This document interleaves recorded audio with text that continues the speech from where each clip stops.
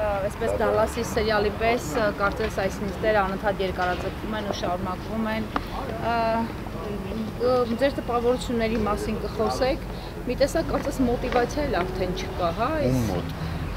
բացահայտելու այն հանցագործությունը, որի մասին այդքան խոսվում է։ Չգիտեմ ում նկատի ունեք, նույն մոտիվացիայով դատական նիստերի ներկայանում ենք։ Դատարանը մեզ արտահայտվելու հնարավորություն չտվեց, բայց իմ կարծիքով բացակայությունը հարգելի չէր։ Աշխատանքային պարտականությունների կատարումը ինքնին չի կարող դատական նիստերին չներկայանալու պատճառ դառնալ, իսկ խոսքը Արմեն Գևորգյանի պատգամավորական գործունեության մասին։ Քանի որ Արմեն Գևորգյանի բացակայությունն այսօր, այո։ Պարոն Բաղդասարյան, Եթե կոնկրետ դեպքում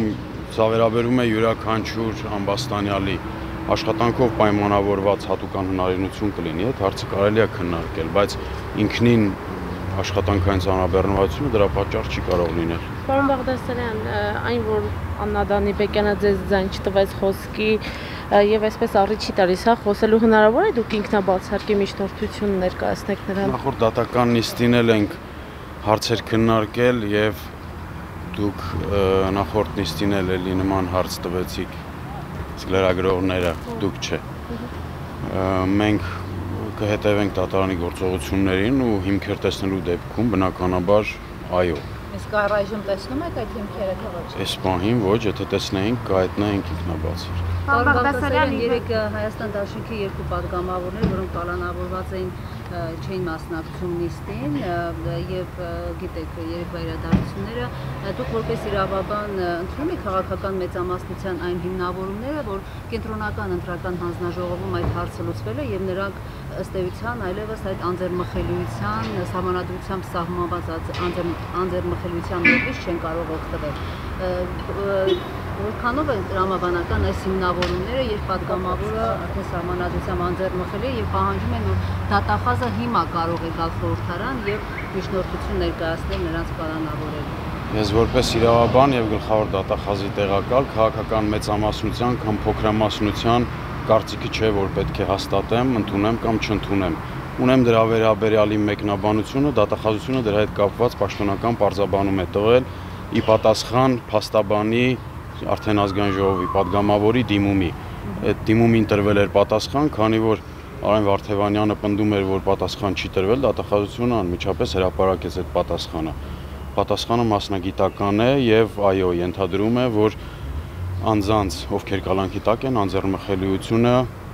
որոնք նրանք ունեցել են որպես պատգամավորի թեկնածու, հաղթահարված է օրենքով սահմանված կարգով։ Սահմանադրական կարգավորումները չեն ենթադրում, որ արդեն իսկ սկսված քրեական հետապնդումը կամ արդեն իսկ տեղի ունեցած ազատությունից զրկումը պետք է ստանա ազգային ժողովի համաձայնությունը։ Գիտեմ, որ դրա վերաբերյալ արդեն պատգամավոր են եւ մանդատ ունեն, որևէ տեղ չկա գրված, որ արդեն իսկ տեղի ունեցած ազատությունից զրկումը հետագայում անձի պատգամավորի կարգավիճակ ստանալու դեպքում պետք է եւս մեկ անգամ հաստատվի կամ վերահաստատվի։ Գիտեմ, որ դրա վերաբերյալ հակառակ մասնագիտական նաև կարծիքներ կան, դրանք չեմ մեկնաբանում։ Մեր մոտեցումը եւ պաշտոնական պարզաբանումը դա է եղել, դա իմ անձնական համոզմունքն է, իմ իրավամեկնաբանությունը անկախ քաղաքական մեծամասնության կամ փոքրամասնության ամեն դեպքում ձեր մեկնաբանությունները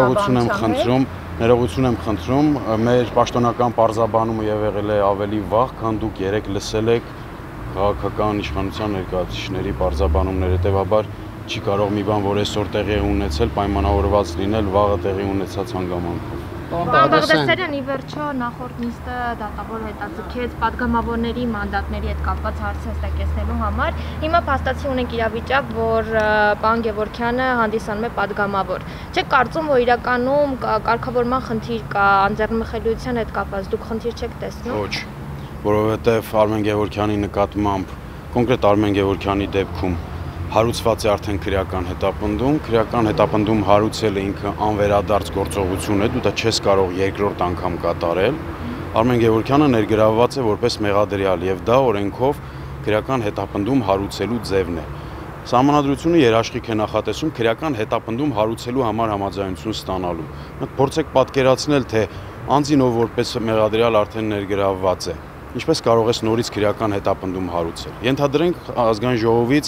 հայցվեց համաձայնություն եւ ենթադրենք այդ համաձայնությունը տրվեց։ Ինչպես պետք է հարուցվի։ Որովհետեւ վաղուց արդեն հարուցված է, կատարվել է դատավարական գործողություն, դա քրեական հետապնդում հարուցելուն ուղղված գործողությունն է, դա կրկնել հնարավոր չէ, հետեւաբար հնարավոր չէ նաեւ համաձայնություն ստանալ դրան կրկնելու համար։ Հետապնդում հարուցված է վաղուց, չկա որևէ կարգավորում, որ ենթադրի, որ պետք է այդ հարցը քննարկվի։ Այդ դեպքում նախորդ նիստը դատավոր Աննա Դանիբեկյանին չիմկով հետաձգեց։ Աննա Դանիբեկյանը նախնական այդպիսի դիրքորոշում արտահայտեց, իմ մոտ էլ այդպիսի տպավորություն էր, որ ինքը պետք է դիմի ազգային ժողով, մենք առարկել ենք այդ գաղափարին։ Իմ համոզմամբ դատավորը վերջնական չի հաստատել իր դիրքորոշումը, որովհետև մենք նախորդ դատական նիստին վկայակոչել ենք նաև մեկ այլ քրեական գործ, որով ազգային ժողովի падգամավորը մինչև падգամավոր դառնալը քրեական հետապնդման է ենթարկվել, հետո դարձել է ազգային ժողովի падգամավոր եւ ազգային ժողովի падգամավոր դառնալուց հետո արցը ազգային ժողովում չի քննարկվել, դրանով մեղադրական դատավճիռ է կայացվել։ Մենք դա վկայակոչել ենք, տվյալները դատարանը խնդրեց ներկայացրել ենք, իմ տպավորությունն էր Էդուարդ Բաբայանի վերաբերյալ գործի մասին է խոսքը, իմ տպավորությունն այնպեսին էր, որ դատարանը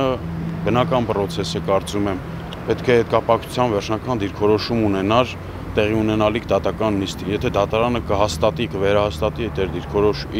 իր այդ դիրքորոշումը, մենք համապատասխան դատավարական արձագանք կտանք։ Այսինքն դուք գտնում եք, որ դատարանը չպետք է դիմի ազգային ժողով, հա, Դատարանը չպետք է դիմի, չկան հիմքեր, չկա կարգ, որովհետև համաձայնությունը պետք է քրեական հետապնդում հարուցելու համար, իսկ քրեական հետապնդումը հարուցված է արդեն տարիներ առաջ եւ քրեական հետապնդում հարուցելը կրկնում եմ այնպիսի գործողություն չի, որ դու կարողանաս եւս մեկ անգամ անել։ Չես կարող որպես մեղադրյալ ներգրավված անձին նորից նույն բանի համար որպես մեղադրյալ ներգրավել։